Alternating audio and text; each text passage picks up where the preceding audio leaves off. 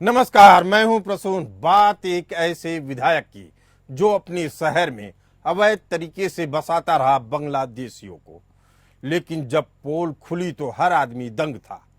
मामला है उत्तर प्रदेश के कानपुर से, जहां के समाजवादी पार्टी के विधायक इरफान सोलंकी को एमपी एमएलए कोर्ट ने 7 साल की सजा सुनाई। इस मामले में इरफान को एक महिला का घर जलाने और उसके बेटे को पीटने का दोषी पाया गया। इस सजा के बाद अब इरफान की विधायकी खत्म हो गई है। इतना ही नहीं, इरफान सोलंकी के कानपुर दंगों के मुख्य आरोपियों के साथ भी संबंध बताए जाते हैं। इसके अलावा विधायक के रूप में इरफान सोलंकी ने अवैध बांग्लादेशियों को भारतीय नागरिक के रूप में सत्यापित किया। सबसे पहले जानते हैं कि विधायक इरफान सोलंकी को किस मामले में क्या सजा मिली है। जाजमऊ की डिफेंस कॉलोनी में रहने वाली नजीर फातिमा ने समाजवादी पार्टी विधायक इरफान सोलंकी, उनके भाई रिजवान सोलंकी और उसके साथियों पर घर में आग लगाने का आरोप लगाया। फातिमा का आरोप है कि 7 नवंबर 2022 को वह अपने परिवार के साथ एक रिश्तेदार की शादी में गई थी। उनका बेटा जब वापस घर पहुंचा तो देखा कि घर में आग लगी हुई है। उस समय इरफान सोलंकी, उसके भाई रिजवान सोलंकी और उनके साथियों ने उनके बेटे के साथ मारपीट की और उसे भी आग में डालने की कोशिश की। मामले को लेकर जब विधायक सोलंकी के खिलाफ एफआईआर दर्ज हुई तो वह गिरफ्तारी से बचने के लिए फरार हो गए। इसी साल 4 अप्रैल 2024 को पीड़िता नजीर फातिमा की 14 साल की नातिन भी लापता हो गई। वह अपने भाई के साथ स्कूल गई थी लेकिन लौटकर घर नहीं आई। गुमशुदा की साइकिल रेलवे स्टेशन के पास लावारिस हालत में बरामद हुई। लापता नाबालिग के अब्बा असलम ने पुलिस में शिकायत दर्ज करवाई। इसके पीछे भी शंका जाहिर की गई कि इसके पीछे इरफान सोलंकी का हाथ है। इरफान सोलंकी पर बांग्लादेशी मुस्लिमों को भारतीय नागरिक होने का सर्टिफिकेट दिया गया। दिसंबर 2022 में कानपुर पुलिस ने अवैध तौर पर रह रहे 5 बांग्लादेशी मुस्लिमों को गिरफ्तार किया।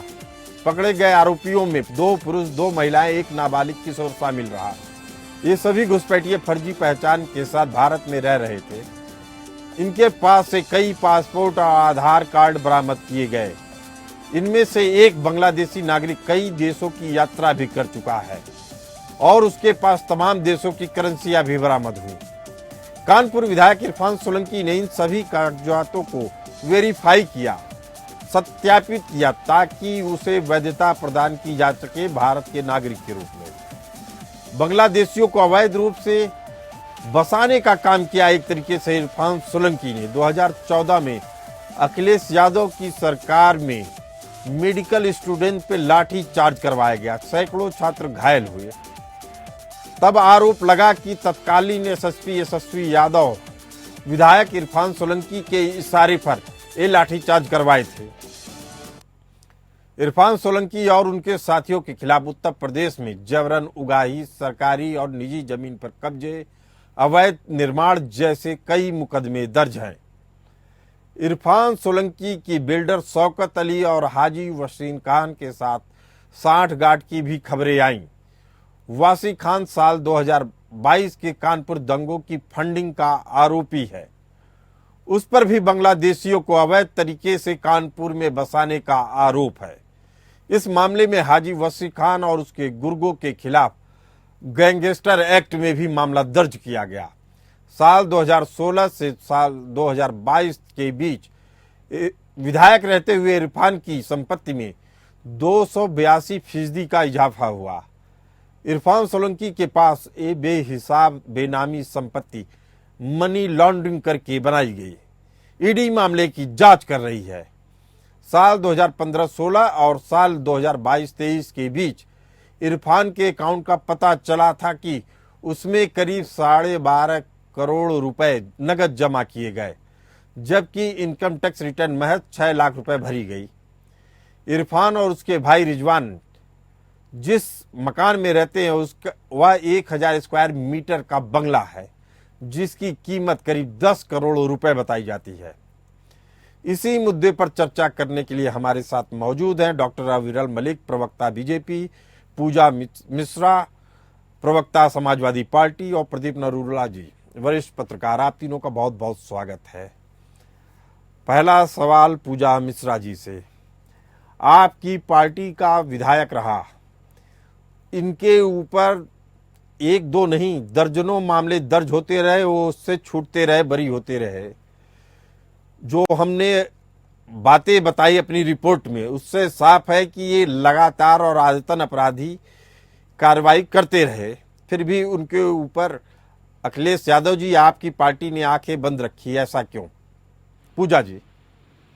आपको नमस्कार। और जैसा कि जो है केसेस उनके ऊपर रहे और कई सारे फर्जी भी केसेस रहे, आप खुद कह रहे केस भी होते रहे, तो ऐसा तो है नहीं कि समाजवादी पार्टी जो है 2022 में भी जो है माननीय राष्ट्रीय अध्यक्ष अखिलेश यादव जी जो है जब सोलंकी जी जेल में थे तो मिलने भी गए थे, तो भी तब भी उन्होंने कहा था कि जो है आप जो यहाँ पे रहिए जेल के अंदर, बुक पढ़िए और ये संघर्ष का दौर है, संघर्ष करिए। अगर कोर्ट कार्रवाई करती है उसमें, हम तो कभी नहीं कह रहे किसी भी अपराधी के साथ में, अगर कोर्ट उसमें फैसला लेता है कि ये अपराधी है या फिर आपराधिक मामले सिद्ध होते तो उनमें कार्रवाई हो। समाजवादी पार्टी जो है किसी भी ऐसे के साथ नहीं जा रही है कि जिसके ऊपर जो है मुकदमे चल रहे हो, और मुकदमे चलने के बाद में मुकदमे चलते रहते भाई, जब आज राजनीति करेंगे कुछ पूजा मिश्रा जी, सवाल के पीछे आएंगे। पूछने का मकसद ये था कि इरफान सोलंकी को किसने बनाया भस्मासुर? 2014 में वह मेडिकल स्टूडेंट पे लाठी चार्ज करवाते हैं एसएसपी यादव, जो निकट रहे। ये सारे आरोप सिद्ध हैं। आरोप क्या? पुलिस के लोगों ने पुलिस के लोगों ने आरोप लगाए हैं, तो मीडिया में बड़ी हलचल रही है। सुनिए पूजा मिश्रा जी, आरोप सिद्ध नहीं होता, आरोप सिद्ध नहीं, पुलिस के अफसर आरोप लगा रहे हैं, उनमें सजा होते रहे। अब अगर ये कहा जाए कि किसी के ऊपर केस चल रहा है, उस पर जितने चाहे उतने मुकदमे लाद दीजिए। जो केसेस चल रहे हैं, जिसपे कोर्ट जो फैसले ले रहा है, आरोप लगाते चले जाइए। उन्होंने लाठीचार्ज करवाया कि जो है एक जो है विधायक की इतनी हैसियत हो कि पुलिस से लाठी पकड़ा के चलवा दिया है। क्या बात ये आरोप एसएसपी यादव पे लगे थे, जिनको महाराष्ट्र से बुलाया गया था डेपुटेशन पे। कानपुर और लखनऊ जैसे जिलों के कप्तानी का उनको मौका मिला। तो कप्तान जी से सवाल पूछे जाए ना, कप्तान जी अपने उस समय भी सवाल खड़े हुए थे। डॉक्टर अविरल मलिक हमारे साथ मौजूद हैं, प्रवक्ता बीजेपी। इरफान सोलंकी को किसने भस्मासुर बनाया? देखिए, समाजवादी पार्टी का हमेशा से यही चरित्र रहा है। समाजवादी पार्टी के लोग गुंडों को, माफियाओं को, भ्रष्टाचारियों को, समाज में जहर घोलने वालों को संरक्षित करके रखते हैं, बचाकर रखते हैं। और जिस प्रकार से इनके द्वारा भ्रष्टाचार को बढ़ावा दिया जाता है, समाज में जहर घोलने का कार्य किया जाता है, हिंदू मुसलमान किया जाता है, वो जनता जानती है, जनता समझती है। और जिस प्रकार से अखिलेश यादव के शासनकाल में उत्तर प्रदेश के अंदर गुंडागर्दी फैलाई गई थी, जिस प्रकार से माफिया राज चला था, अतीक अहमद को, मुख्तार अंसारी को संरक्षण प्रदान किया गया था, वो सबको मालूम है। ये माफियाओं को संरक्षण प्रदान करने का कार्य करते हैं। चलिए ठीक है। प्रदीप नरूला जी, चुनावों में इन्हें मुंहतोड़ जवाब देकर सत्ता से बेदखल किया था। जी जी, प्रदीप नरूला जी, जी आपको मालूम होगा कि ये लोग ऐसे विधायक जनता के जरिए चुन के आते हैं, उसके बाद पार्टी तो हाथ धो लेती है, कहती है कि ये जनता चुन के आ रही है, हम क्या करें। और ऐसे विधायक अपने बाहुबल के दम पर तमाम ऐसी साजिशें रचते हैं जिससे उन्हें राजनीतिक लाभ हो, लेकिन राजनीतिक लाभ की इंतहा वहां हो जाती है जब आप बांग्लादेशियों को भारत में बसाते हैं अवैध तरीके से। प्रदीप नरूला जी, सवाल यही है कि ऐसे लोगों को क्या राज्य की तरफ से संरक्षण दिया जाता है ऐसे कृत्यों के लिए, या इनकी मनमानी जारी रहती है? जितना भी माफिया पनपता है उत्तर प्रदेश में, जितने भी माफिया डॉन हुए, सबका जिनका भी जो भी जिन का नाम सामने आया, वो सभी किसी न किसी राजनीतिक दल से जुड़े हुए थे। और ज्यादातर मेरे ख्याल से आप सबको पता है कि सपा से ज्यादातर नाम जुड़े रहे। और ये माफिया सिर्फ राजनीतिक दलों के संरक्षण से ही पनपते रहे।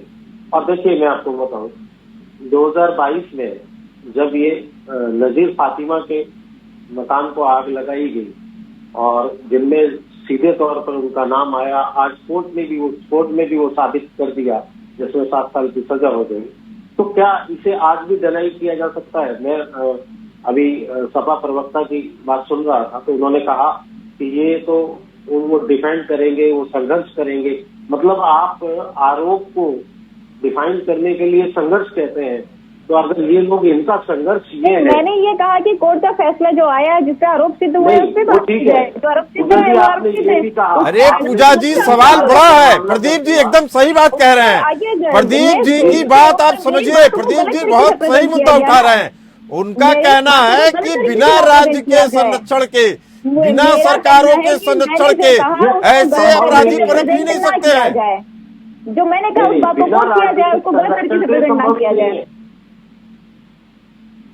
पूजा जी, भारत में बांग्लादेशियों को बसाया जाए या नहीं बसाया जाए, इससे इतनी स्थिति तो साफ होनी चाहिए ना किसी विधायक को और लोगों को। और आपकी पार्टी का नेता रहा है, आपको नहीं मालूम है क्यों बांग्लादेशियों को बसा रहा है कानपुर में? ये आरोप सिद्ध हुआ है। चलिए ठीक है, पूरी पुलिस की जांच हो गई, सारी पड़ताल हो गई, FIR दर्ज हो गया, एक मामले में सजा पा गए। उस जिस महिला का मकान जलाया गया, सुन लीजिए पूजा जी, जिस महिला का मकान जलाया गया उसकी नाती अगवा हो गई। मैं तो ये कह रही हूँ कि जो अगर और आप कह रही हैं कि कार्रवाई होनी चाहिए। देखिए पूजा जी, आरोपों की जो गंभीरता होती है वो सामने वाले व्यक्ति के व्यक्तित्व को लेकर गंभीर हो जाती है। कि किसी आम आदमी के ऊपर अगर ये आरोप लगे होते तो शायद वो कहा जाता कि अभी कोर्ट में प्रूव नहीं हुआ है, अभी कोर्ट में ये सच्चाई सामने आनी है। लेकिन एक जनप्रतिनिधि जो जनता का प्रतिनिधित्व करता है और उस पर इस तरह के गंभीर आरोप लगते हैं, तो मेरे ख्याल से उस राजनीतिक दल को स्वयं ही संज्ञान लेकर उन पर कड़ी कार्रवाई करनी चाहिए, ताकि आगे से राजनीतिक दल का नाम ना खराब हो। तो ये कहना, डिफाइन करना। प्रदीप जी एक सवाल बड़ा उठता है कि योगी के शासन काल में भी उस पीड़ित महिला जिसका मकान जलाया, जिसका आरोप लगा था इरफान सोलंकी पे और अब सिद्ध हो गया अदालत में कि हाँ इन्होंने कार्रवाई की थी, उनका मकान जलाया था, उसकी नातिन गायब हो जाती है। अब आप ये सोचिए कि योगी राज में भी इस तरह की घटनाएं हो रही हैं, तो मतलब इनकी मनबढ़ी कितने हद तक जाती है? नहीं, निसंदेह। देखिए शुक्ला जी, कि पावर जो राजनीतिक पावर के साथ साथ इस तरह का माफिया जो चरित्र है वो वाकई कई बार व्यवस्थाओं से ऊपर चढ़कर काम करता है और व्यवस्थाओं से परे हो जाता है। कई बार ऐसे गंभीर आरोप भी लगते हैं, ऐसे कई गंभीर मामले भी होते हैं। और निस्संदेह मुझे लगता है कि शायद कानून सर्वोपरि है, ऐसे लोगों का ख्याल कानून रखेगा और कानून रखेगा, लेकिन नेताओं को भी ऐसे लोगों पे अपना ध्यान रखना चाहिए कि हमारे कार्यकर्ता कैसे हैं, कोई अपराधी तो नहीं है, कोई आतंकवादी तो नहीं है। मुझे याद है अखिलेश यादव जी के बारे में, अखिलेश यादव जी जब शुरू में सत्ता में आ रहे थे और संघर्ष कर रहे थे, तो वह ऐसे माफियाओं से दूरी बना कर रखते थे। तमाम बाहुबली विधायकों के बारे में नजीरें उन्होंने पेश की कि जो चुनाव जीत सकते थे, उसके बाद भी उन्होंने दूरी बनाए रखी। मुलायम सिंह यादव जी के कहने के बाद भी उन्होंने दूरी बना के रखी। ऐसे माफियाओं को उन्होंने झिड़क दिया। लेकिन चुनावी राजनीति की मजबूरी ऐसे है कि सत्ता पाने के लिए बाद में कई बार समझौते करते दिखे। पूजा मिश्रा जी, देश के बारे में भी कौन सोचेगा अगर राजनीतिक मजबूरियों के बारे में सब सोचेंगे तो? पूजा जी देखिए शुक्ला जी, जो है राजनीतिक मजबूरियों के बारे में समाजवादी पार्टी ने नहीं सोचा। आपने भी कहा ना कि जो है अखिलेश यादव जी ने दूरी, ठीक है, और जनता ने इनको चुनकर के भेजा, अखिलेश यादव जी ने दूरी बनाई रखी।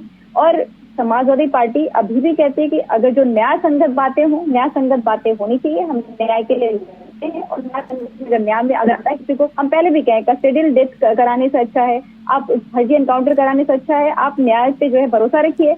न्याय की बात तो यह है पूजा जी कि अब तक उनको समाजवादी पार्टी से बर्खास्त कर देना चाहिए था अदालत के फैसले के बाद जी। और अभी तो एक के बाद एक केस खुल रहे हैं। आप सोचिए तो कि अभी उस पे मकान संगठन जलाने के हमारी- मामले हमारे में संगठन मीटिंग पीड़ित करेंगे, उस पे राष्ट्रीय मुस्लिम अध्यक्ष महिला नेतृत्व का पे जो मकान डिसीजन आएगा जलाने वो के मामले आएगा। में सजा मिला है। इसके बाद बिल्कुल, बांग्लादेशियों के मिला हुआ है, बसाने का इस पे मामला जो है। हाँ बिल्कुल, इस पे जो है राष्ट्रीय अध्यक्ष और हमारे संगठन बैठे हैं, मीटिंग करके ऑफिशियल जो कार्रवाई होगी जिस तरीके से करना होगा डिसीजन लेंगे। पूजा मिश्रा जी, संगठन मैं का आपके कार्य चलता जरिए है। पूछना चाहता हूं, इस पे डिसीजन कितने दिन में हो जाएगा, या इस तरह की भी कोई बैठक होगी क्या जिसपे उनके ऊपर कार्रवाई की जा सके? नहीं, इस तरीके की बैठक होती है, हमारे जो पार्टी का ये नियम है, कायदा है कि अगर कुछ इस तरीके की चीजें आती हैं तो उस पर संगठन बैठक करता है, उसके बाद में डिसीजन भी लिया जाता है। तो वहाँ इस पे पे भरोसा बैठक होगी दिला तो रही है डिसीजन भी लिया एपीएन जाएगा। न्यूज के दर्शकों को कि जो इरफान सोलंकी है उनको समाजवादी पार्टी से बाहर किया जाएगा। ये देखिए, ये संगठन का कार्य है और संगठन जब बैठक करेगी तो उस पर ऑफिशियल डिसीजन बोलेंगे तो अपना बताएंगे। डॉक्टर ये अविरल मैं मलिक, कोई ऑफिशियल कोई अनाउंसमेंट ऑफिशियली कुछ मैं अनाउंसमेंट नहीं कर सकती, कुछ कह नहीं सकती। स्टेट पे संगठन जब मीटिंग करेगी उसमें जो परिणाम आएगा उसी पे बात की जा सकती है। डॉक्टर अविरल मलिक जी, ऐसे अपराधी जो राजनीतिक खाल ओढ़ के राजनीति कर रहे हैं, जबकि वह असल में मानसिक रूप से अपराधी होते हैं। खासकर अभी भी उत्तर प्रदेश में कई ऐसे अपराधी हैं जो राजनीतिक खाल ओढ़े हुए हैं और भेड़िए की शक्ल में आप और हमारे बीच रह रहे हैं। ऐसे लोगों को कैसे आप आइडेंटिफाई करेंगे, क्या कार्रवाई करेंगे, क्या ऐसी कोई कार्रवाई करते दिखेंगे जो मिसाल कायम कर सके? देखिए, आज उत्तर प्रदेश को उत्तम प्रदेश जिस प्रकार से योगी जी के द्वारा बनाया गया है वो सबको नजर आ रहा है, और योगी जी के द्वारा किस प्रकार से गुंडों के ऊपर, माफियाओं के ऊपर, भ्रष्टाचारियों के ऊपर कार्रवाई की गई है वो भी सबको दिख रही है। हम किसी भी भ्रष्टाचारी को बख्शते नहीं हैं, हम किसी भी गुंडे को, माफिया को बख्शते नहीं हैं। इस बात को समाजवादी पार्टी को समझना होगा, और समाजवादी पार्टी का केवल और केवल यदि उद्देश्य कोई है तो वो यही उद्देश्य है कि ये गुंडों को संरक्षण प्रदान करते हैं, माफियाओं को संरक्षण प्रदान करते हैं, अपराधियों को संरक्षण प्रदान करते हैं। इसका इन्हें उत्तर देना होगा। जनता इनसे सवाल पूछ रही है, जनता जानना चाहती है, आखिर ये जनता को उत्तर क्यों नहीं देना चाहते? ये जनता को उत्तर दें कि इस प्रकार के लोगों को ये संरक्षण आखिर क्यों प्रदान कर रहे हैं, क्यों प्रदान कर रहे हैं? बड़ा सवाल है। प्रदीप नरूला जी, क्यों प्रदान किया जा रहा है? प्रदीप नरूला जी, एक बड़ा सवाल है कि सजा मिलने के बाद भी कानपुर से जो रिपोर्टें आ रही हैं, अभी भी इरफान सोलंकी की दहशत बरकरार है। इस बात को आप कितना मानते हैं? नहीं, देखिए, दहशत तो बरकरार है। जब 3 जून को वो दोषी करार दे दिए गए इरफान सोलंकी, और उसके बाद भी पार्टी अभी तक कार्रवाई करने से हिचक रही है, तो निस्संदेह राजनीतिक संरक्षण प्राप्त है, और राजनीतिक संरक्षण के चलते ही अभी तक उन पर कार्रवाई में पार्टी भी देरी कर रही है। निस्संदेह जब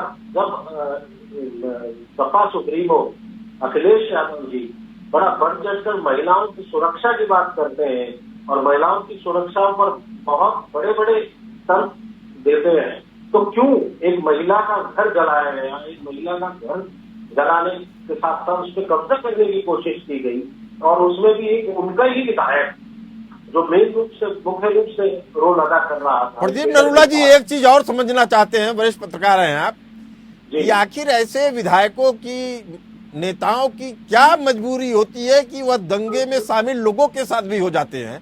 जैसे वसी खान, हाजी खान, इन सब का नाम आ रहा है, कहा जा रहा है इनके संबंध रहे हैं, जिसकी जांच चल रही है, तमाम एक के बाद एक खुलासे हो रहे हैं। इनकी क्या मजबूरी है, समझना चाहता हूं मैं। देखिए, मैं आपको बताऊं कि उत्तर प्रदेश की राजनीति का इतिहास रहा है कि वो माफियाओं के सहारे से कई राजनीतिक दलों ने वैतरनी पार की है। बहुत बड़े बड़े नाम है। ये तो अब योगी सरकार आने के बाद इन माफियाओं पर, इन गुंडा तत्वों पर कब्जा पर उन पर अंकुश लगाने की कोशिश की गई है, तो उससे थोड़ा बहुत माफिया अभी डरा है। नहीं तो माफियाओं की राज देखिए कि आप अभी सरेआम एक महिला का घर जला देना, उस पर कब्जा करने की कोशिश करना, और वो भी आप जब सत्ता में नहीं है, क्योंकि 2022 में ये तो इस मन बढ़ाई दिखाता है कि आप कितने मनबड़ आदमी हैं। लेकिन सवाल यही है कि क्या इन नेताओं के अंदर जरा भी नैतिकता नहीं बची है कि वो छोटे मोटे माफियाओं से मदद लेना तो एक बार आदमी इग्नोर भी कर सकता है, लेकिन ये दंगाई जिसमें हजारों लोगों की जान जा सकती है, आतंकी जो देश की सुरक्षा व्यवस्था के लिए खतरा है, नागरिकों के लिए खतरा है, उनके वोटर के लिए खतरा है, ऐसे लोगों को बसा रहे हैं जो भारत की सुरक्षा व्यवस्था को खतरा हो सकते हैं। अवैध घुसपैठिए, वो घुसपैठिया जो 4-4, 5-5 देशों की यात्रा कर चुका है, और अगर विधायक ये कहते हैं, उसको सर्टिफिकेट देते हैं कि ये भारत का नागरिक है, और कहा जाए कि उनको मालूम नहीं है, तो ये क्या दिखाता है? प्रदीप जी। देखिए शुक्ला जी, जब आप नैतिकता को ताक पर रख देते हैं और जब आपके ऊपर एक धब्बा लग जाता है, चाहे वो आप पूजा जी ने बड़े आराम से कह दिया कि अभी इन चीजों पर उनके अभी उनके कोर्ट में मामले चल रहे हैं, कोर्ट ने अभी उन्हें एक नेता, एक जनप्रतिनिधि पर एक गंभीर आरोप लगने, एक आरोप, देखिए राजनीतिक आरोप तो राजनीतिक षड्यंत्र हो सकता है, लेकिन पब्लिक के इस तरह के सरेआम आरोप लगने, जिसमें दंगों में उनकी भागीदारी हो, जिसमें कब्जा करने और घर जलाने में उनकी भागीदारी हो, जहां देश के खिलाफ एक बांग्लादेशियों को बसाने की, उनको जबरदस्ती सिर्फ वोट बैंक के लिए स्थापित करने पर आरोप लग रहे हो, ये बहुत बड़े गंभीर आरोप है।